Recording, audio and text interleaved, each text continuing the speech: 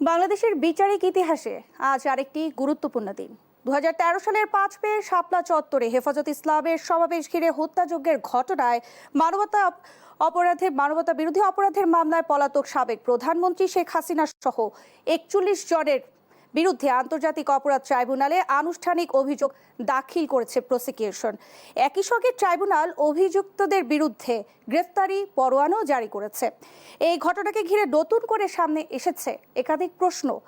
আনুষ্ঠানিক অভিযোগ গঠনের পর বিচারিক প্রক্রিয়া কিভাবে এগোবে, গ্রেফতারি পরোয়ানার আইনি তাৎপর্য কি, এবং বিশেষ করে যারা দেশের বাইরে আছে বা পলাতক আছে সেক্ষেত্রে আইনি বা কি বলে, এই সকল প্রশ্নের উত্তর জানতেই দেশ টেলিভিশনের নিয়মিত আয়োজন দেশ সন্ধ্যা। আপনাদের সঙ্গে আছি আমি শারমিন ন্যান্সি। আমাদের আজকের আলোচনার বিষয় আমরা নির্ধারণ করেছি শাপলা চত্বর ঘটনার মামলায় গ্রেফতারি পরোয়ানা। আলোচনা এগিয়ে নিতে আমাদের সঙ্গে দুজন সম্মানিত অতিথি যুক্ত হয়েছেন। একে একে তাদেরকে পরিচয় করিয়ে দিতে চাই। আমার ডান পাশে আছেন ব্যারিস্টার মাহফুজুর রহমান মিলন, সুপ্রিম কোর্টের সিনিয়র আইনজীবী ও বাংলাদেশ বার কাউন্সিলের সদস্য। আপনাকে স্বাগত জানাচ্ছি আজকে দেশ সন্ধ্যার আয়োজনে। আমার বাম পাশে আছেন মাওলানা আহমদ আলী কাশেমি, নায়েবে আমির, হেফাজতে ইসলাম বাংলাদেশ। আপনাকেও স্বাগত জানাচ্ছি আমাদের আজকের আলোচনায়। যেমনটি বলছিলাম যে বাংলাদেশের বিচারিক ইতিহাসে আজ আরেকটি গুরুত্বপূর্ণ দিন, কারণ 2013 সালে 5 মে শাপলা চত্বরে হেফাজত ইসলামের সমাবেশে আসলে এমন একটি হত্যাযোগ্য ঘটনা ঘটেছে যেটি আসলে সেই অপরাধের মামলায় পলাতক সাবেক প্রধানমন্ত্রী সহ 41 জনের বিরুদ্ধে আন্তর্জাতিক অপরাধ ট্রাইব্যুনালে আনুষ্ঠানিক অভিযোগ দাখিল করেছে এবং সেই ট্রাইব্যুনাল অভিযুক্তদের বিরুদ্ধে গ্রেফতারি পরোয়ানাও জারি করেছে। ব্যারিস্টার মাহফুজুর রহমান মিলন, আপনার কাছে আমার প্রশ্ন হচ্ছে, আনুষ্ঠানিক অভিযোগ দাখিল ও গ্রেফতারি পরোয়ানা জারি আইনি তাৎপর্য আসলে কি, আপনি কি বলবেন? দেখুন, এটা এই আলোচনা শুরু করার আগে আমাদেরকে একটু অতীত ইতিহাসটা একটু জানতে হবে আর কি। যে এই যে হেফাজত ইসলামের সমাবেশে আর কি যে হত্যাযজ্ঞটা হয়েছিল দিদেন টাইমের ফ্যাসিস্ট গভর্নমেন্টের আমলে, ঘটনাটি ঘটেছিল 5ই মে 2013 সাল। পরবর্তীতে এটা নিয়ে অনেক ধরনের কথাবার্তা হলো, কতজন মারা গেছে এটা নিয়ে বিভিন্নজন বিভিন্নভাবে ব্যাখ্যা দিচ্ছিল। পরবর্তীতে আন্তর্জাতিক অপরাধ ট্রাইব্যুনালের যে চিফ প্রসিকিউটর আপনার আমিনুল সাহেব, উনি পরবর্তীতে বলেছে যে টোটাল 58 মানুষ এখানে মারা গেছে এবং এটা উইথ এভিডেন্ট উনি বলেছে আর কি। সো এখন এই যে আন্তর্জাতিক অপরাধ ট্রাইব্যুনালে যখন একটা এখানে যে আনুষ্ঠানিকভাবে অভিযোগ দায়ের হলো, এই আনুষ্ঠানিকভাবে অভিযোগ দায়েরের পূর্বে কিন্তু একটা ইনভেস্টিগেশন না করে কিন্তু অভিযোগটা দায়ের হয় না, এবং যথার্থভাবেই তারা পেয়েছে বিধায়, এতজন যে মারা গেছে বিধায় এই অভিযোগটা দায়ের করা হয়েছে 41 জনের বিরুদ্ধে, এবং এই 41 জনের বিরুদ্ধে কিন্তু আপনার গ্রেফতারি পরোয়ানা জারি করা হয়েছে, এবং তার মধ্যে অলরেডি 9 জন কিন্তু অলরেডি জেলখানাতে আছে, গ্রেফতার অলরেডি আছে, তারা বিভিন্ন মামলাতে গ্রেফতার হয়ে বর্তমানে আছে। তাদের যদি সংক্ষেপে কিছু নাম বলি, যেমন আপনার আগের যে মন্ত্রী ছিলেন দীপুমণি, উনি আছেন, আপনার হচ্ছে স্বরাষ্ট্র প্রতিমন্ত্রী টুকু সাহেব আছেন, জিয়াউল আহসান মেজর জেনারেল ছিলেন, আইজিপি শহীদুল হক, ডিআইজি মোল্লা নজরুল ইসলাম, এবং দুজন সাংবাদিকও কিন্তু এখানে আছে, ফারজানা রূপা এবং মোজাম্মেল বাবু।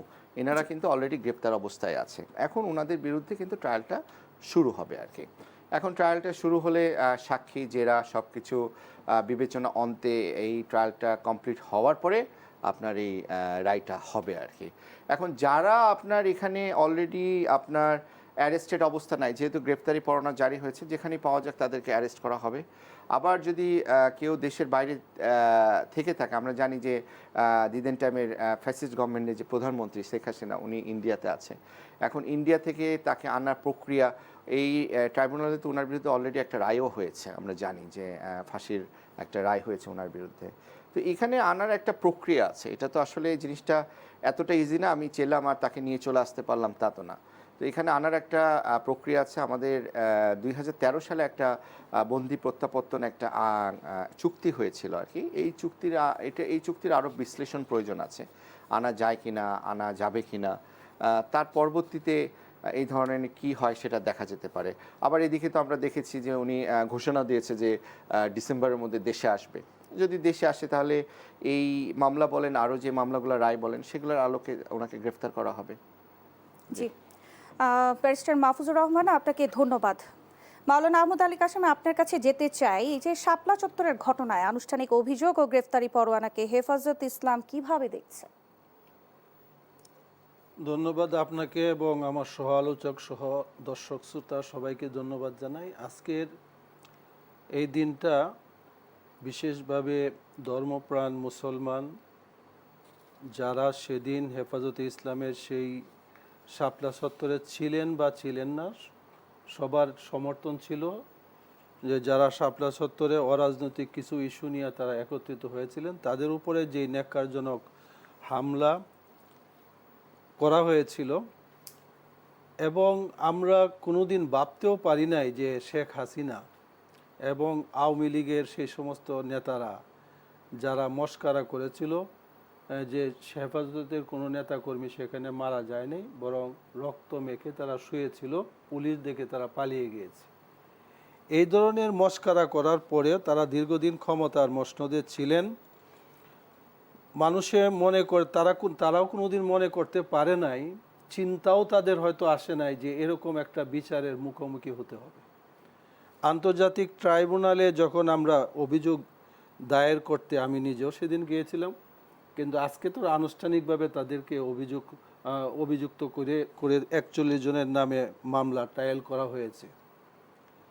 তো সেই জন্য আপনি জানেন যে সেদিন শাপলা চত্বরে যেই হিংস্রভাবে যে আক্রমণ, রাতের আধারে মানুষ একেবারে শাপলা চত্বরের আশপাশে সকল বাতি নিভিয়ে, এমন একটা সময় মধ্যরাতে তারা যে আক্রমণ করলো, সেখানে হতাহত কি পরিমাণ হয়েছে সেই সময়কার সরকার এইটাকে পুরো জাতিকে তারা অন্ধকারে রেখেছে। জাতি বুঝতে পারে নাই আজ পর্যন্ত যে সঠিক কতজন মারা গেছে। এবং অবস্থাটা আপনার এরকম ছিল যে শাপলা চত্বরে কারো সন্তান মারা যাওয়ার পরে তিনি যে পরিচয় দিবেন যে আমার ছেলেটা শাপলা চত্বরে গিয়েছিল এবং সেখানে মারা গেছে, সেই অবস্থাটা পর্যন্ত ছিল না। মানে আওয়ামী দুঃশাসনের উপরে মানুষের এমন একটা ভয় ছিল, এবং তাদের তৎকালীন মন্ত্রীরা বিভিন্নভাবে তারা মস্কারা করেছে যে আমরা কয়েক মিনিটের মধ্যে তাদেরকে সেখান থেকে তাড়িয়ে দিতে পেরেছি, তারা খুব মারা যায় নাই। এই যে আপনি দেখছেন আসলে কিছুই ঘটেনি, এরকম সেদিন মন্তব্য কিছুই ঘটে নাই, 4টা লাশ শুধু দেখাইছে তারা, যে ওরা আগের দিন ওরা মারা গেছে। 4টা লাশের এই চিত্রটা অনেক অনেক পত্রিকায় সেই ছবিটা আসছে, আপনারা হয়তো দেখছেন।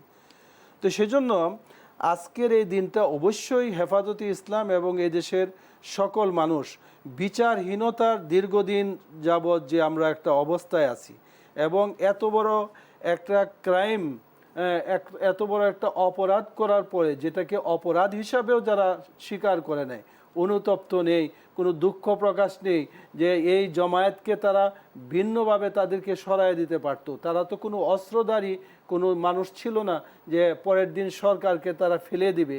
অস্ত্র নিয়ে তারা আসে নাই শাপলা চত্বরে। বিনা অস্ত্রের মানুষগুলা, নিরস্ত্র মানুষগুলাকে এইভাবে তারা আক্রমণ করেছে।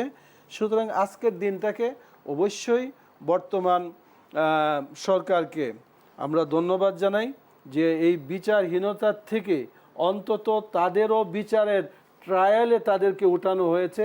আর আমাদের সম্মানিত আইনজীবী সাহেব যেটা বলো, হ্যাঁ, একটা বিচার শুরু হওয়ার পরে তার প্রক্রিয়াগত যে সমস্ত দিক আছে, আমরাও চাই যে সকল প্রক্রিয়া সম্পন্ন করে একটা নির্ভেজাল একটা বিচার হোক। সত্যিকারের দোষী যারা তারাই বিচারের আওতায় আসুক, তাদেরকেই পানিশমেন্ট হোক, এটাই আমরা চাই। সুতরাং হেফাজতে ইসলাম সহ সকল তৌহিদি জনতা, এবং আমি মনে করি আপনারা মিডিয়ার কর্মীরাও সেদিন ছিল, আমি নিজের চোখে দেখেছি বিভিন্ন মিডিয়ার কর্মীরাও সেখানে মার খেয়েছে, তারাও হেনস্থ হয়েছে, সবাই ছিল সেখানে। সুতরাং আজকের এই দিনটার জন্য বাংলাদেশের অনেক মানুষের খুব আগ্রহ ছিল যে আমরা শেখ হাসিনার একটা বিচার দেখতে চাই, কিন্তু এই ধরনের একটা বিচার 24-এর গণ আন্দোলনে শেখ হাসিনার সেইভাবে একটা পতন হবে, সেটার প্রত্যাশা এবং আশা হয়তো কোনো দলেরই ছিল না, আন্দোলনরত কোনো দলই। এটা তো এখনও চলতেছে, জুলাই মাস যেটা আন্দোলন হয়েছিল 24-এ, কেউই কিন্তু এটা ধারণা করে নাই যে এইভাবে এত বড় ক্ষমতাধর যে তারা যা করতেছে সবই তারা পার পাচ্ছে, কোনোটার মধ্যেই তাদেরকে কেউ আটকাতে পারছে না। এমন একটা মানে দূরদমনীয় একটা শাসক গোষ্ঠীর যে একটা ভয়ানকভাবে তাদের যে প্রস্থান, এবং দেশ থেকে তারা একবারে চলে যেতে হয়েছে, এই অবস্থাটার পরে আজকে আমি মনে করি যে এইখানে যারা শহীদ হয়েছে এবং যারা আহত হয়েছে সেই সমস্ত শহীদ এবং আহতদের পরিবার আজকে একটা নিঃশ্বাস ফেলতে পারবে তারা, যে আমরা যাই হয়েছে এই সরকার অন্তত এতটুকু কাজ করছে যে বিচারের শুরু করেছে। বিচারটা শেষ হবে কবে বা কতদিনে, তবে আমরা প্রত্যাশা করি যে বিচার যেন দীর্ঘায়িত না হয়, অত্যন্ত অল্প সময়ের মধ্যে যাতে সেই বিচার করা হয় এবং বিচারের রায়ও যাতে আমরা কার্যকর দেখতে পারি এবং বাংলাদেশের মানুষ সেই বিচারের রায় কার্যকর দেখতে চায়। এবং আজকে আপনি এই মিডিয়ার মাধ্যমে আমি বলতে চাই যে আসলে সেদিন শাপলা চত্বরে হয়তো অনেকে যারা আহত হয়েছেন সেই দাগ হয়তো তারা অনেক দিনে ভুলে গেছেন, অনেক দাগ, অনেক হতাহতর যেই করুণ অবস্থা সেই সময়। আপনি জানেন আমি যেহেতু প্র্যাকটিক্যালি মাঠে ছিলাম, রাতে ছিলাম, একবার পুরা রাত্রই আমি ছিলাম, মঞ্চে ছিলাম, আমি সেই ব্যক্তি যে আমরা দেখেছি কাছে থেকে যে কি হয়েছে। এই যে সোনালী ব্যাংক যেটা দেখেন আপনার শাপলা চত্বরের পাশে, এই সোনালী ব্যাংকের পাশে আমরা এক জায়গায় আমরাও আত্মগোপনে ছিলাম, এখানে ভিতরে ছিলাম। যে যাই হোক, সেই বাহিরের অবস্থাটা কিন্তু তারা বুঝতে দেয়নি। সকালবেলায় সকল বাহিনী, র্যাব, তারপরে অন্যান্য যে সরকারের বাহিনীগুলো ছিল, তারা অবশিষ্ট মানুষগুলাকে শুধু সকালবেলায় তাকে এখান থেকে যাওয়ার ব্যবস্থা করেছে এবং শাপলা চত্বর একেবারে নির্জঞ্জাট। যদি আপনি মনে করেন মানুষের যে জুতা ফেলিয়ে গেছে সেইগুলোকে তারা কিন্তু এই চিহ্নগুলো তারা রাখে নাই, সেগুলা সবগুলা ময়লার গাড়িতে তারা ফেলে দিয়েছে। সুতরাং তারা দেখাইছে বাংলাদেশের মানুষকে খুব পরিষ্কার পরিচ্ছন্ন শহর শাপলা চত্বরে গতকাল রাতে কিছুই ঘটে নাই। সুতরাং সবাই তারা চলে গেছে, আমরা তো তাদেরকে তাড়িয়ে দিয়েছি। এই অবস্থার থেকে অহংকারী মন্ত্রী সৈয়দ আশরাফ, তিনি খুব অহংকার করে বলছিলেন যে কোথায় আপনারা তো শাপলা চত্বরে থাকতে পারলেন না, 10 মিনিটের অপারেশনে শাপলা চত্বর পরিষ্কার হয়ে গেছে। সুতরাং অনেকে দুনিয়ার থেকে বিদায় হয়ে গেছে। আর আপনারা জানেন যে তৎকালীন প্রধানমন্ত্রীর যে কথাটা, এটা অত্যন্ত মানুষের অন্তরে লেগেছে। সেটা হলো যে রং মেখে শুয়েছিল। মানুষ এইরকম মস্কারা দায়িত্বশীল জায়গার থেকে কেউ করতে পারে না। সে হয়তো আংশিক বা কিছুটা বলতে পারতো যে আমরা হালকা বল প্রয়োগের মাধ্যমে তাদেরকে এখান থেকে আমরা বিদায় করে দিয়েছি, সেটা তারা বলে নাই। সুতরাং আমার শেষ কথা হলো এটা যে আজকের সরকার প্রধান সহ বর্তমান যারা এই কাজটি করেছে, আমরা হেফাজতের পক্ষ থেকে ধন্যবাদ জানাতে চাই। আপনারা পজিটিভলি জিনিসটা দেখছেন। অবশ্যই পজিটিভ, কারণ একটা বিচার প্রক্রিয়া শুরু হয়েছে। মাওলানা আহমদ আলী কাশেমি, আপনাকে ধন্যবাদ। এই পর্যায়ে নিচ্ছে একটি বিরতি। দর্শক, দেশ সন্ধ্যায় নিচ্ছে একটি বিরতি, ফিরছি বিরতির পর।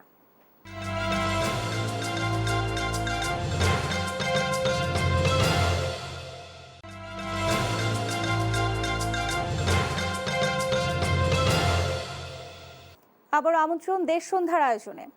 আমি আবারও আলোচনায় ফিরে যেতে চাই। ব্যারিস্টার মাহফুজুর রহমান মিলন, আপনার কাছে জানতে চাই, বিরতির আগে মাওলানা আহমদ আলী কাশেমি বলছিলেন যে আসলে সঠিক আইনি প্রক্রিয়ার মাধ্যমে যাতে বিচার কার্য সম্পূর্ণ হয়, সেক্ষেত্রে আসলে সঠিক আইনি প্রক্রিয়াগুলো কি বলবেন? হ্যাঁ, অবশ্যই এটা তো সঠিক প্রক্রিয়াতেই হতে হবে। আমরা বিগত দিনে দেখেছি এই ফ্যাসিস্ট সরকারের আমলে যে আপনার আন্তর্জাতিক অপরাধ ট্রাইব্যুনাল যেটা ছিল, সেখানে আমরা দেখেছি যে কিভাবে আপনার সাক্ষীদেরকে ছিনতাই করেও নিয়ে নেওয়া হতো, যেন অরিজিনাল যে ভাষ্য সেটা যেন না দিতে পারে, এবং কিভাবে আপনার মিসলিড করা হতো। এবং আপনারা জানেন যে দিদিন টাইমে টোটাল ফ্যাসিস্ট সরকারের আমলে, হাসিনার আমলে টোটাল 6 জনের ফাঁসি কিন্তু কার্যকর করা হয়েছিল। আমি একটু তাদের নামগুলো বলি।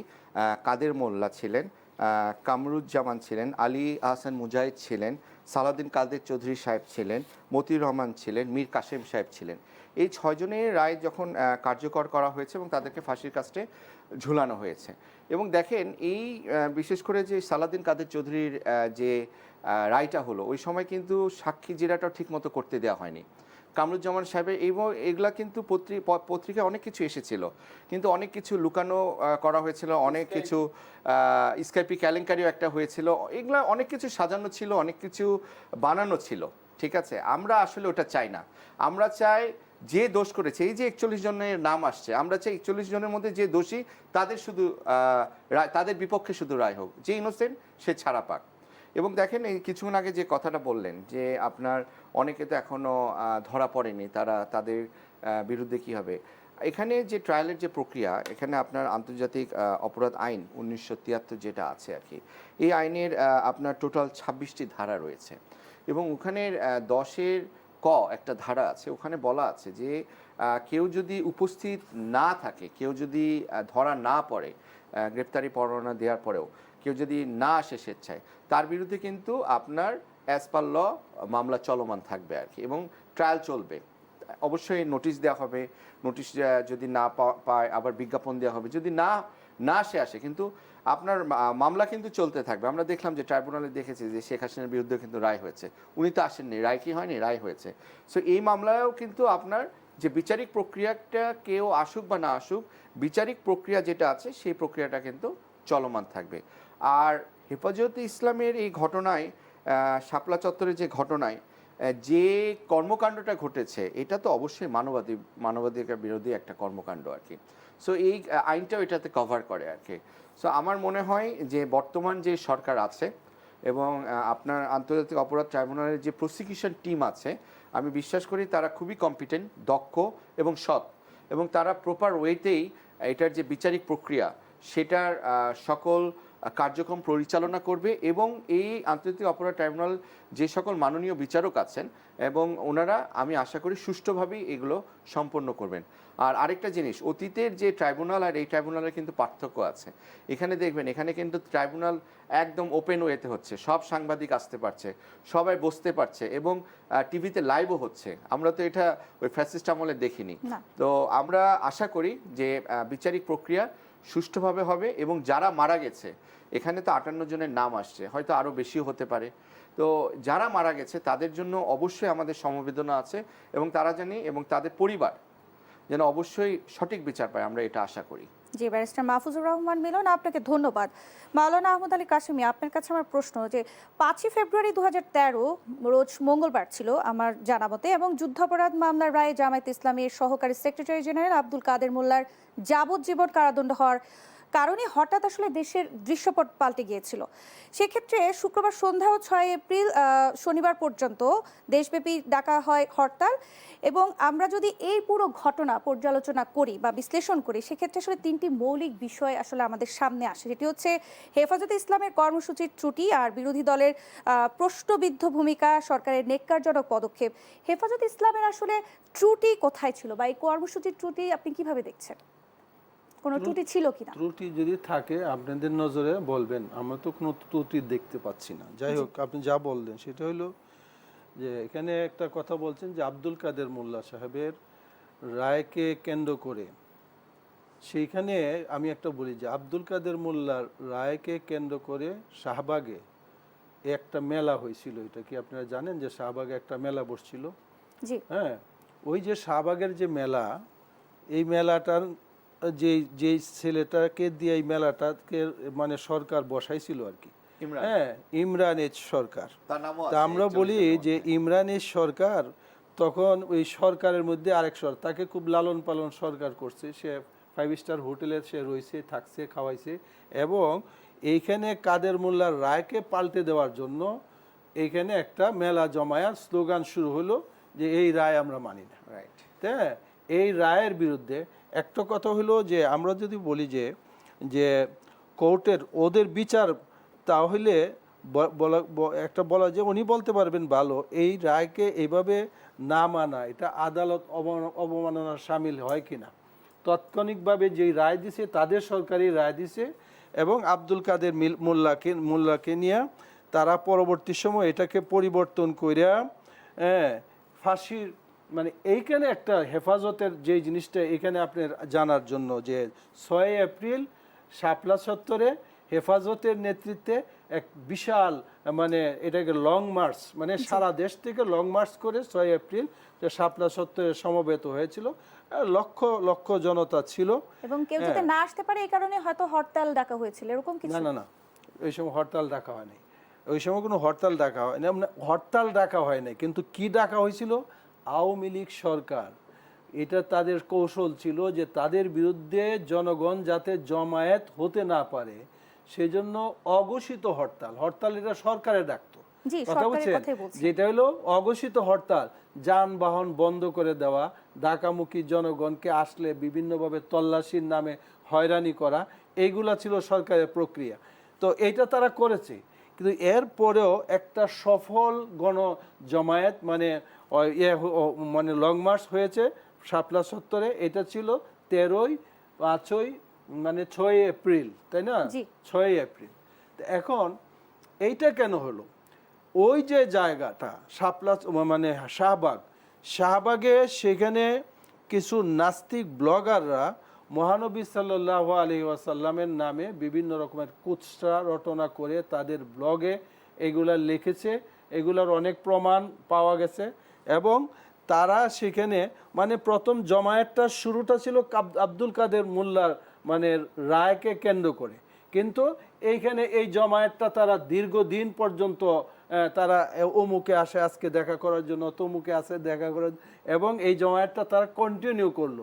এবং বাংলাদেশের প্রাণকেন্দ্র, ঢাকার প্রাণকেন্দ্র শাহবাগের মোড়ে যদি এই লোক রাস্তা বন্ধ করে এভাবে মানুষের চলাচলের যাতায়াত, কিন্তু এই মেলাটা, আমি মেলা বললাম, আপনি কি মনে করেন এটাকে কি মেলাটাকে কন্টিনিউ করছে কিন্তু সরকার, এবং বিরিয়ানির প্যাকেট দিয়া লালন পালন করছে সকাল সন্ধ্যায় বিকাল, কোনো নাস্তা পানির কোনো অভাব হয় না, এইভাবেই কন্টিনিউ মেলা চলছে। এবং এরপরে আব্দুল কাদের মোল্লাকে এই যে উনি একটা কথা আগেই বলছেন যে আমি যেটা বলছিলাম প্রথমে, যে আমরা এখন এরকম বিচার দেখতে চাই না, প্রহসনের বিচার, মানে অনৈতিকভাবে কাউকে ফাঁসি দিয়ে দেওয়া। আব্দুল কাদের মোল্লা আসলে তিনি কি অপরাধী ছিলেন কিনা, তার সম্পর্কে যেটা বলা হয় যে আব্দুল কাদের মোল্লা তিনি ঢাকা ইউনিভার্সিটির ছাত্র ছিলেন, পরবর্তী সময় তিনি উদয়ন স্কুল অ্যান্ড কলেজের টিচার ছিলেন, তারপরে বিডিআর এর ভিতরের একটা স্কুল আছে মুন্সি আব্দুর রৌফ, সেই আব্দুর রৌফেরও টিচার ছিলেন, অথচ তাকে বানানো হয়েছিল কসাই কাদের। এই কসাই কাদের আর আব্দুল কাদের মোল্লা এক জিনিস কিনা, এইটা নিয়েও কিন্তু অনেক কথাবার্তা হয়েছে, কিন্তু সরকার কোনো কথা শুনে নাই। তাকে ফাঁসি দিতে হবে, কারণ সে জামাতের একজন কেন্দ্রীয় এবং খুব যোগ্য একজন ব্যক্তি ছিলেন। আমি কিন্তু জামাতের কোনো হয়ে বলতেছি না, বাস্তবে এই লোকটার সম্পর্কে, কিন্তু তাকে যাবজ্জীবন দিলেও হবে না, তাকে ফাঁসি দিতে হবে। এবং এই ঘটনার ফাঁসি দেওক, আমরা তাদের ফাঁসিরও বিরোধিতা করি নাই। এবং আন্তর্জাতিক ট্রাইব্যুনাল যেটা গঠন করা হয়েছে অনেক ত্রুটি আছিল, সেগুলোরও আমরা কিছু বলি নাই, কিন্তু আমরা বলছি যে এই জমায়েতে এইখানে বসে বসে মহানবী সাল্লাল্লাহু আলাইহি সাল্লামের নামে কুৎসা রটনা করবা, ব্লগাররা বিভিন্ন ব্লগে তারা লিখবে, এইটা আমরা বরদাস্ত করব না। সেটার প্রতিবাদে কিন্তু প্রথমে 13 সালে মানে শাপলা চত্বরে লং মার্চ ডাকা হয়েছিল। এইটা ছিল ওই লং মার্চ ডাকার প্রেক্ষাপট। তো যাই হোক, আমি বলতেছিলাম যে এই এখনকার বিচারটা যাতে তখনকার ওই আওয়ামী লীগ সরকার যে আন্তর্জাতিক ট্রাইব্যুনাল গঠন করিয়া, মানে এটাকে একটা বিচারিক ক্লিন, মানে বিচারের নামে হত্যা, এইটা যাতে না হয় আমরা চাই না। হাসিনা সঠিক বিচার হোক। শাপলা চত্বরে মানুষ মারা গেছে, একজন তো মারা গেছে, এইটাও যদি স্বীকার না করো, 4 জনের লাশ তো দেখাইছো তোমরা সব মিডিয়াতে, যদি একজন লোকও এখানে মারা যায় থাকে তার বিচার হইতে হবে। সুতরাং আমরা মনে করি সঠিকভাবে সেই মামলা এগিয়ে যাক, এবং আমরা প্রত্যাশা করি বর্তমান যারা মামলা পরিচালনার মধ্যে যারা আছে যোগ্য আইনজীবীরাই এখানে আছেন, তারা সেটাকে সুন্দরভাবে কোনো আইনি ত্রুটি ছাড়া সেই মামলা অগ্রসর হোক, এবং তারা ন্যায্য বিচার, যারা ভুক্তভোগী তারা যাতে ন্যায্য বিচার পায়। জি, মাওলানা আহমদ আলী কাশেমি, আপনাকে ধন্যবাদ। ব্যারিস্টার মাহফুজুর রহমান মিলন, আসলে আপনার দিক থেকে আসলে আপনি যদি বিশ্লেষণ করেন ওই দিনের ঘটনা নিরপেক্ষভাবে, সেই ক্ষেত্রে আসলে আপনি কোনো ত্রুটি দেখতে পাচ্ছেন কিনা, বা বিরোধী দলের কোনো প্রশ্নবিদ্ধ ভূমিকা ছিল কিনা, বা সরকারের ন্যাক্কারজনক পদক্ষেপ সম্পর্কে কি না, বলবেন? অবশ্যই সরকারের তো ন্যাক্কারজনক পদক্ষেপ ছিল, এটা তো অকপটেই স্বীকার করতে হবে। দেখেন, এখানে প্রতিবাদ করাও তো একটা অধিকার, তাই না? এখানে তো আমার সাংবিধানিক অধিকার, রাইট টু অ্যাসেম্বলি, আমার এটা সাংবিধানিক অধিকার যে আমি প্রতিবাদ করব, তাই না? তো আমি প্রতিবাদ করব। এখানে তো 13 দফা দাবি নিয়ে একটা প্রতিবাদ ছিল আমার যতদূর জানি আর কি। এবং তাদের এই যৌক্তিক দাবি নিয়ে তারা যখন শাপলা চত্বরে আসলো, এবং সারা বাংলাদেশ থেকে কিন্তু শাপলা চত্বরে লোক জমায়েত হয়েছিল, এবং আমরা দেখলাম যে পরবর্তীতে আপনার যৌথ বাহিনী, এখানে পুলিশ, র্যাব, বিজিবি, সকল মিলে যৌথ বাহিনীতে একটা ধ্বংসাত্মক একটা আক্রমণ চালানো হলো রাতের অন্ধকারে। তো এটা কোনোভাবেই কাম্য না। যা কিছু ঘটেছে আসলে এটা খুব মানে ন্যাক্কারজনক ঘটনা ঘটেছে। এটার অবশ্যই বিচার হওয়া উচিত। এতগুলো মানুষ মারা গেছে, একটা প্রাণহানি হলেও তো এটার বিচার করা উচিত বলে আমি মনে করি। আর এখানে দেখেন, এখানে এই যে আপনার দিদেন টাইমে যে আন্তর্জাতিক অপরাধ ট্রাইব্যুনালে বিচার প্রক্রিয়া, প্রশ্নবিদ্ধ যে বিচার প্রক্রিয়া শুরু হলো আর কি, করা হলো, যাদেরকে ফাঁসি দেওয়া হলো, এটা এই স্বাধীনতার 40 বছর পর এসে কিন্তু আপনার বিচার প্রক্রিয়াটা শুরু করা হয়েছে। তো এই বিচার প্রক্রিয়াটা স্বাধীনতার 40 বছর পর যে শুরু করা হলো, এটা তো অবশ্যই একটা ইন্টেনশন নিয়ে শুরু করা হয়েছে। এই আওয়ামী লীগ কিন্তু তার আগেও ক্ষমতায় এসেছিল, তারা কিন্তু তখন এই বিচার প্রক্রিয়াটা শুরু করেনি, পরে কিন্তু শুরু করলো। কেন? এটা একটা পলিটিক্যাল এজেন্ডা ছিল। এটা মানে দিনের আলোর মতো সত্য।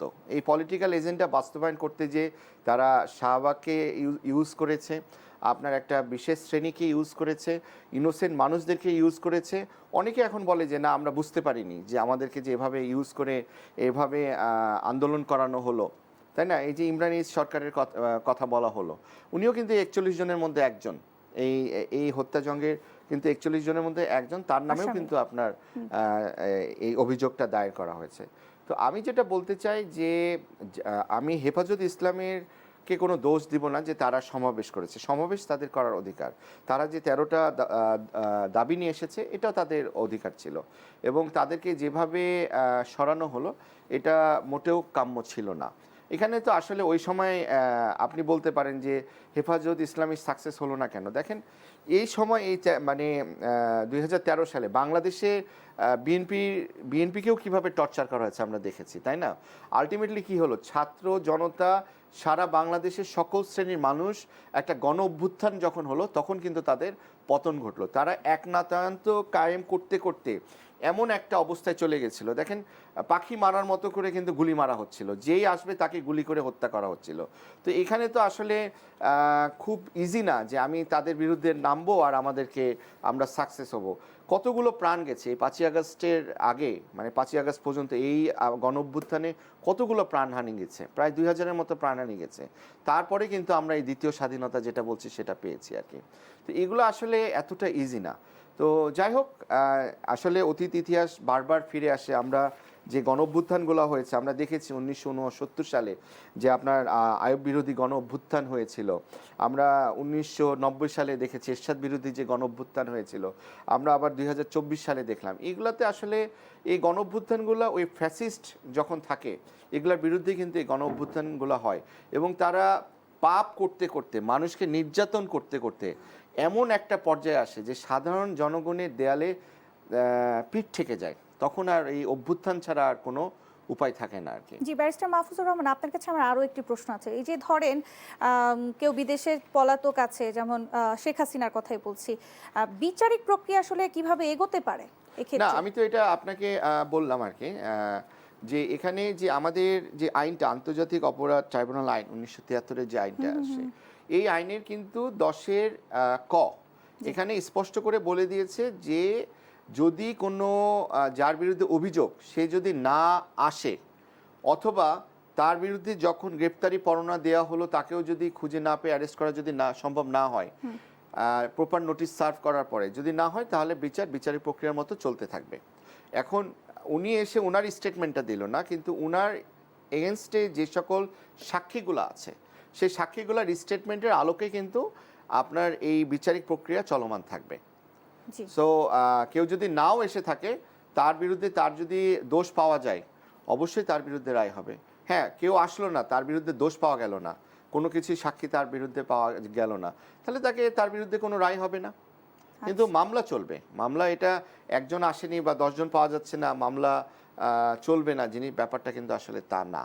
না, এত বছরের আসলে ধরেন যে আগের ঘটনা, সাক্ষ্য প্রমাণ আসলে মূল্যায়নের ক্ষেত্রে কি ধরনের প্রমাণ আসলে আদালতে উপস্থাপন করা হতে পারে? না দেখেন, কিভাবে আসলে করবে, মূল্যায়ন করবে? না, এখানে দেখেন, এত বছর বলতে কি 2013 সালের ঘটনা। আমরা কিন্তু আমাদের এই দেশের ইতিহাসে আমরা দেখেছি শেখ মুজিবুরের যে হত্যা হয়েছিল, তারপরে কত বছর পরে আপনার মামলার বিচারিক প্রক্রিয়া সম্পন্ন হলো। তো এখানে 2013 সালে যে ঘটনাটা ঘটেছে, এই ঘটনার সাথে দিদিন টাইমে যারা যুক্ত ছিল তাদের নামে কিন্তু আপনার এই আনুষ্ঠানিক অভিযোগটা পড়েছে। এমন না যে তারা যুক্ত ছিল না, তারা কোনোভাবে কানেক্টেড না। ওই সময় যে আইজিপি ছিল, ওই সময় সে ডিআইজি ছিল, যে মোল্লা নজরুল ইসলামের নাম আসলো, ওই সময় যারা স্বরাষ্ট্রমন্ত্রী হিসেবে ছিল তাদেরকেই তো আনা হচ্ছে। তাদের কাছ থেকে তো কনফেশন যদি পাওয়া যায় অথবা স্টেটমেন্ট যা কিছু পাওয়া যায়, এবং সাক্ষী যারা আছে, আমার পাশে আমার ভাইকে মেরে ফেললো, আমি কি দেখিনি? আমি তো দেখেছি। এই 58 জনের যে নিহত হলো, এই 58 জনকে আশেপাশে যারা সাক্ষী আছে তারা কি স্টেটমেন্ট দিল না? স্যার কিছুক্ষণ আগে বললো যে আমরা একটা জায়গায় আবদ্ধ অবস্থায় ছিলাম, আমাদেরকে ওপেনলি বের হতে দেওয়া হয়নি।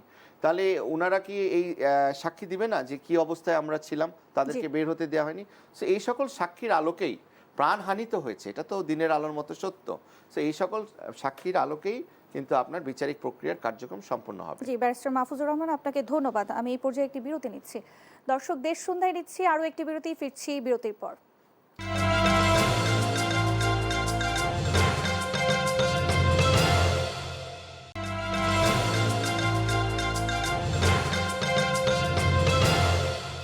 আবারও আমন্ত্রণ দেশ সন্ধ্যার আয়োজনে। আমি আবারও আলোচনায় ফিরে যেতে চাই মাওলানা আহমদ আলী কাশেমি আপনার কাছে। এই যে শাপলা চত্বরের ঘটনায় আসলে অনেকেই ক্ষতিগ্রস্ত হয়েছেন, এই ক্ষেত্রে আসলে আপনারা কি ধরনের পদক্ষেপ নিয়েছেন? তাদের কোনো সহায়তা করেছেন কিনা, বা সরকারের পক্ষ থেকে কোনো সহায়তা এসেছে কিনা? ধন্যবাদ আপনাকে। আমরা ওই যে ঘটনা ঘটার পরে তাৎক্ষণিকভাবে হেফাজতে ইসলাম যতটুক আমাদের সামর্থ্য যেভাবে ছিল, আমরা কারো চিকিৎসা বা কাউকে কিছু আর্থিক সহযোগিতা সময় সময়, সেগুলো তো আমাদের অব্যাহত ছিল। ইদানিং আপনি জানেন যে অন্তর্বর্তীকালীন সরকার ক্ষমতা ছিল প্রায় 18 মাস। এই সময়টার মধ্যেও কিছু কিছু জায়গায় বিভিন্ন সংস্থা আমাদের তাদের মানে ক্ষতিগ্রস্তদেরকে কিছুটা সহযোগিতা করা হয়েছে, কিন্তু এইগুলা তো খুব কম। এসব সহযোগিতা বড় ধরনের কোনো সহযোগিতা তো আমরা করতে পারি নাই আমাদের এই সীমাবদ্ধতার কারণে। তো আমি একটু অন্য দু একটা কথা বলতে চাই যে আমার ব্যারিস্টার মাহফুজুর রহমান মিলন সাহেবও বলছেন যে কোনো মামলার ট্রায়াল করলে যদি আসামি পলাতক থাকে, তারা রায় তো হয়ে যাবে। আপনি এটা নজির আপনি দেখছেন যে জিয়া হত্যা মামলার আসামি কয়েকদিন আগে গ্রেফতার হয়েছে, তাই না? এই জিয়া হত্যার মামলা 45 বছর পরে জিয়া হত্যার মামলায় আপনি কিন্তু একটা কথা বলছেন যে এইটা সাক্ষী প্রমাণ দিয়া কিভাবে প্রমাণ করবে, অনেকদিন আগের ঘটনা। তাহলে আপনাকে আরেকটু আগের ঘটনায় নিয়ে যাই। উনি বলে 75 আগে হলো 71। তো এই 71-এর ঘটনায় তো অনেক ফাঁসি দিছে এই সরকার, তাই না? তো সুতরাং আমরা সেইগুলো দিছে সরকার, মানে কি বিগত আওয়ামী সরকার তো ছিল যে যাকে মনে করছে যে ফাঁসি দেওয়া দরকার, তাকে কিভাবে ফাঁসি দিতে হবে সেটা একটা আদালতের আশ্রয় নিয়ে তারা সেই ফাঁসি দিছে। প্রধান বিচারপতি যিনি ছিলেন, যিনি চলে গেছেন, প্রধান বিচারপতি হাসিনার আমলেই তিনি দেশ ছেড়ে চলে গেছেন, তিনিও বলছেন যে এইগুলার রায় আমাকে দেওয়ানো হয়েছে, এটা প্রমাণিত, এইগুলার রায় আমাকে এইভাবে রায় দেওয়ানো হয়েছে। স্কাইপের মাধ্যমে আমরা দেখছি যে সালাউদ্দিন কাদেরের রায় এটা লিখে দিছে, হ্যাঁ, সেই লিখিত রায় কিন্তু পঠিত হয়েছে শুধু। তো যাই হোক, মানে সময় যতই যাক, আর এই শাপলা চত্বর তো 2013 আর এখন 2026, এই সময়ের মধ্যে আমরা অনেকে জীবিত আছি। আমাদের মতো আরও ইয়ংরা ছিল, আমাদের চেয়ে ইয়ংরা যারা ছিল তারা জীবিত আছে। এই ঘটনার সাক্ষী সবুত নেওয়ার জন্য যদি কোর্ট আন্তরিক হয়, তখন এটার সাক্ষী সবুত পাওয়া যাবে। এবং এই মানুষগুলো মারা গেছে, সেই পরিবারগুলো এই দেশেরই আছে, তাদের এইটা নেওয়া কোনো মানে কঠিন কিছু ব্যাপার আমি মনে করি না আর কি। সুতরাং আমরা এখন যেটা হওয়া দরকার, যে বর্তমান এই সরকারের কিছুটা দায়বদ্ধতা আছে, যে আমরা মনে করছিলাম তো যে বিএনপি কিন্তু হেফাজতের পাশে থাকার জন্য তৎকালীন বিএনপির খালেদা জিয়া, হ্যাঁ, তিনি তার লোকদেরকে বলছিলেন যে তোমরা জনগণের পাশে, এখানে হেফাজতের পাশে তোমরা থাকো। হ্যাঁ, ওনার সেই আহ্বানে কেউ সাড়া দিছে, কেউ সাড়া দেয়নি, সেটা হলো ভিন্ন আলোচনা। কিন্তু তারাও কিন্তু আমাদের পক্ষে, এবং তারাও বলে যে না, এখানে একটা বড় ধরনের মানে গণহত্যা হয়েছে, যেটা যে এই অপরাধের জন্য যে পানিশমেন্ট হওয়া দরকার। সুতরাং এইটা অন্যান্য অপরাধ, যেটা মানে আমি বলতেছিলাম যে এই সরকার 71, মানে আওয়ামী লীগ সরকার যদি 71-এর বিচার এইভাবে করতে চায়, নির্ভুল বিচার তারা করে নাই, কিন্তু আমরা 2013-র বিচারটা করতে পারবো কিনা, খুব কাছাকাছি সময়ের মধ্যে আমরা এটা ইনশাল্লাহ, যদি সরকার মনে করে একেবারে নির্ভুলভাবে সুন্দরভাবে, কারো উপরে আমাদের হইয়া না। আর এইখানে একটা জিনিস আপনি মনে করবেন, এইখানে তো এই আপনি আমাকে মারেন নাই, এই যে মাহফুজ সাহেব আমাকে মারেন নাই, যে এটা তো মারছে কারা এটা জানা আছে, এখানে গুলি করছে কারা এটা জানা আছে, এবং গুলি কতগুলা ওই দিন কতগুলা গুলি নিয়ে আসছিল, কতগুলা গুলি এখানে ফেরত গেছে, এইগুলার তো সব হিসাব কিতাব করা যায়। যে তৎকালীন সময়ে ওই দিন রাতের যেই বাহিনীগুলোকে প্রস্তুত করে শাপলা চত্বরে পাঠানো হয়েছিল, তাদের হাতে কি কি অস্ত্র দিয়া পাঠানো, তারা কতগুলা ব্যবহার করছে এবং কতগুলা ফেরত দিছে, এগুলো তো নিয়ম আছে যে এইগুলা। না, এই ক্ষেত্রে আমি জানতে চাই পূর্ণাঙ্গ সত্যটি কি আসলে জনগণের সামনে এসেছে এই পর্যন্ত, কি বলবেন? কে আনবে এটা? তো আসলে এটা পূর্ণাঙ্গ সত্যটা আনার দায়িত্বটা একেবারে সরকারের।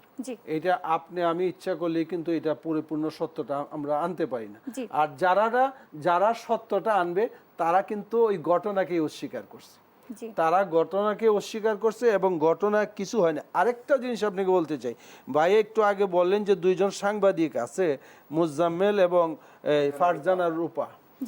আমরা সেই সময় কিছু সাংবাদিকরা দেখছি যে জুহুকুম জাহাপনা, যা বলতেন তিনি তাই তারা বলতো, এবং তারা বলছে যে হেফাজতের উপরে এত বড় নির্দয় নিষ্ঠুরভাবে নির্যাতন, অমানবিকভাবে তাদেরকে হত্যা করার পরেও তারা, সেই সাংবাদিকরা প্রচার মাধ্যমগুলোর দ্বারাতে প্রচার করানো হয়েছে যে হেফাজতের তাণ্ডব, হেফাজতকে অপরাধের কাঠগড়ায় খাড়া করা, মানে উল্টা যারা আমাদের উপরে হত্যা করলো, যারা আমাদের উপরে নির্যাতন করলো, যারা আমাদেরকে মারলো, আমাদের সবকিছু যারা করলো, তারাই আমাদেরকে উল্টা অপরাধী বানিয়ে দিল।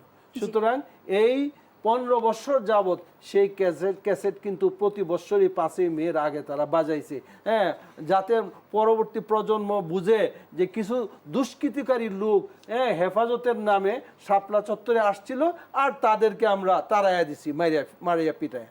এইটাই তো আমাদের পরিচয়, মানে হেফাজতের পরিচয়টাকে তারা এইভাবে দিতে চেয়েছিল। সুতরাং এই সরকারকে অন্তত আমাদের ধন্যবাদ যে আজকে অন্তত মানুষের সামনে যে হেফাজত তো অপরাধী না, অপরাধী যারা ছিল তারা আজকে আমাদের দেশে নাই। সুতরাং আইন তাদের বিচার করবে, যাদেরকে পাওয়া যাবে গ্রেফতার করবে, আইনের আওতায় আনবে, যাদেরকে পাওয়া যাবে না, যেই সময় পাওয়া যাবে রায় সেই সময় কার্যকর করা হবে, সেই প্রত্যাশা করি। জি, মাওলানা আহমদ আলী কাশেমি, আপনাকে ধন্যবাদ। ব্যারিস্টার মাহফুজুর রহমান মিলন, আপনার কাছে আসলে জানতে চাই আন্তর্জাতিক মহল এই বিচারকে আসলে কিভাবে পর্যবেক্ষণ করবে বা করছে? দেখেন, আন্তর্জাতিক মহল কিন্তু এই বিচার কার্যক্রম কিন্তু আমরা দেখেছি, যখন টিভিতে লাইভ দেখানো হচ্ছিল আমরা কিন্তু দেখেছি যে আন্তর্জাতিক কিছু আপনার সাংবাদিক ওখানে উপস্থিত ছিলেন, মানে বিদেশি কিছু সাংবাদিক আর কি। তো এখানে সাংবাদিকদের জন্য আপনার ফ্রি অ্যাক্সেস আছে, ওকে, তারা আসবে, তারা যে কোনো কিছু ঘটনা, এমন কোনো ঘটনা যদি ঘটে থাকে তাদের কাছে সাসপিসিয়াস মনে হচ্ছে, তারা এটা প্রকাশও করতে পারবে। সো কাউকে তো বাধা দেওয়া হচ্ছে না। এখানে যেটা হয়েছে দেখেন, অতীত ইতিহাসে যদি আপনি ঘাটেন আর কি, আন্তর্জাতিক মহল কিন্তু তখনও ইন্টারফেয়ার করতে চেয়েছিল। 2012 সালের ঘটনা, স্কাইপি কেলেঙ্কারি, এটা বহুল আলোচিত একটা কেলেঙ্কারি। ওই সময় যে স্কাইপিতে যে ব্যাপারটা ঘটেছিল, যে তৎকালীন ট্রাইব্যুনালের চেয়ারম্যান বিচারপতি নিজামুল হক সাহেব, উনি আপনার প্রবাসী একজন আইনজীবী ছিল, ব্রাসেলসের প্রবাসী আইনজীবী জিয়াউদ্দিন, ওনার সাথে কথোপকথন করেছিলেন। কি কথোপকথন করেছিলেন? যে এই ট্রাইব্যুনালের আউটকাম কি হতে পারে, সম্ভাব্য রায় কি হতে পারে। একদম ন্যাক্কারজনক একটা ঘটনা ঘটেছিল, এবং এটা কিন্তু প্রথম প্রকাশ পেয়েছিল কিন্তু দি ইকোনমিস্ট আপনার পত্রিকায় আর কি সাময়িকীতে কিন্তু এটা প্রথম প্রকাশ পেয়েছিল এবং পরবর্তীতে বাংলাদেশে এটা যখন বাংলাদেশের যে সকল সাহসী সাংবাদিকরা এটা যখন ঢালাওভাবে প্রকাশ করলো তাদের কিন্তু লাইভ থ্রেটও এসেছিল। একজন কিন্তু অলিউল্লাহ নোমান নামে একজন সাংবাদিক কিন্তু দেশ ত্যাগ করতেও বাধ্য হয়েছিল এবং তৎকালীন যে আপনার সম্পাদক আপনার আমার দেশের সম্পাদক মাহমুদুর রহমান সাহেব ওনাকে কিন্তু গ্রেফতারও করা হয়েছিল। তো দেখেন আপনার আন্তর্জাতিক মিডিয়া ওই সময় একটা তথ্য প্রকাশ করেছে, এটা যখন বাংলাদেশেও সাংবাদিকরা এই তথ্য প্রকাশ করেছে তখন কিন্তু তাদের বিরুদ্ধে আপনার বিভিন্ন ধরনের অত্যাচার চালানো হয়েছে।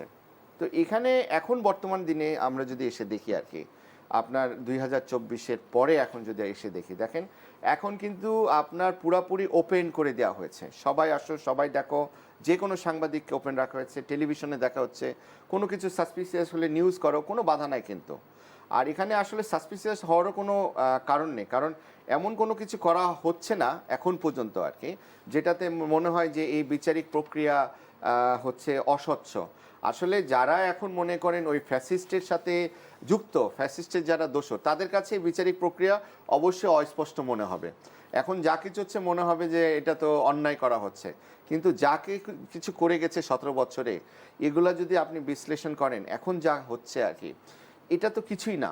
এত মানুষ মারা গেছে, আপনার এই যে যাদেরকে ফাঁসির যে 6 জনকে যার বিরুদ্ধে কার্যকর করা হয়েছে ফাঁসি, দেখেন তাদেরকে তাদের পরিবাররা কবরও ঠিক মতো দিতে পারেনি তাদের জায়গাতে, যে আমরা কোথায় আমার বাবার কবরটা দিব তাও করতে পারেনি, বাবার কবর আপনার জানাজাটাও পড়তে পারেনি, এরকম অবস্থা আছে, আত্মীয় স্বজনকে জানাজা পড়তে দেওয়া হয়নি, এরকম দুঃখজনক। এই যে মীর কাসেম সাহেবের ছেলে, উনি এখন বর্তমানে member of parliament, barrister Arman আমাদেরই একজন সহকর্মী, তাকে গুম করে রাখা হয়েছে, তাকে বাবার কাছেও যেতে দেওয়া হয়নি। এরকম যে ঘটনা ঘটেছে আর কি এগুলা খুবই দুঃখজনক, মানে মর্মান্তিক, মানে আল্লাহর গজব যে হয় আর কি এটা আসলে মানে 5ই আগস্টের পরে আসলে আমরা দেখতে পেয়েছি। রাইট। তো আমরা আশা করি এরকম পুনরাবৃত্তি জানি না হয়, আমরা আশা করি মানে বর্তমান সরকার যেভাবে কাজ করছে আমরা অবশ্যই আশাবাদী, তাদের কার্যক্রম এখন পর্যন্ত যা আছে আমরা আশাবাদী যে আমরা একটা সুন্দর এবং আলোকিত বাংলাদেশ পাবো এবং বিচার প্রক্রিয়া যেটা চলমান আছে সেটা স্বচ্ছ থাকবে বলে আমি আশা করি। জি, ব্যারিস্টার মাহফুজুর রহমান মিলন, আপনাকে ধন্যবাদ। মাওলানা আহমদ আলী কাশিমি, আপনার কাছে আসলে জানতে চাই, কামি ধারার কয়েকটি রাজনৈতিক দলের একজোট হওয়ার চেষ্টার খবর আমরা শুনেছি এবং বাংলাদেশ জামায়াত ইসলামী নেতৃত্বাধীন 11 দলীয় জোট ভেঙে যাচ্ছে কিনা তা নিয়েও আসলে প্রশ্ন উঠছে, আপনি কি বলবেন? এইটা তো বেশ কয়েকদিন যাবতই একটা আলোচনা শোনা যাচ্ছে। জি, সেটা হলো যে আপনাকে জানাইবার মানে আপনার মাধ্যমে জানাইতে চাই সবাইকে, জি, সেটা আমরা হলো একটু যে সংক্ষেপে বলবো। খুব সংক্ষেপে যে কওমি ধারার যে রাজনৈতিক দলগুলা এগুলা কিছুটা জমাতের সাথে একটা সমঝোতার মধ্যে দীর্ঘদিন যাবৎ ছিল। জি, আর আমাদের হেফাজতে ইসলাম মনে করে যে কওমি ধারার ওই দলগুলা এই সমঝোতা থেকে বের হয়ে আসুক। রাজনৈতিক কোনো জোট জমাতের সাথে ছিল না এবং এখন পর্যন্ত কওমি ধারা বাকি দলগুলাও রাজনৈতিক কোনো জোট এখন পর্যন্ত গঠন করে নাই।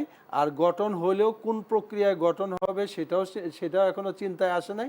সুতরাং হতে পারে ভবিষ্যতে আমরা যে কোনো প্রয়োজনে যে কোনো সময় যে কোনো জোট হতে পারে, কিন্তু সেটা সময়ে বলে দিবে কার সাথে কার জোট হয়। জি, ধন্যবাদ আপনাকে মাওলানা আব্দুল্লাহ কাসিমি, আপনাকে ধন্যবাদ।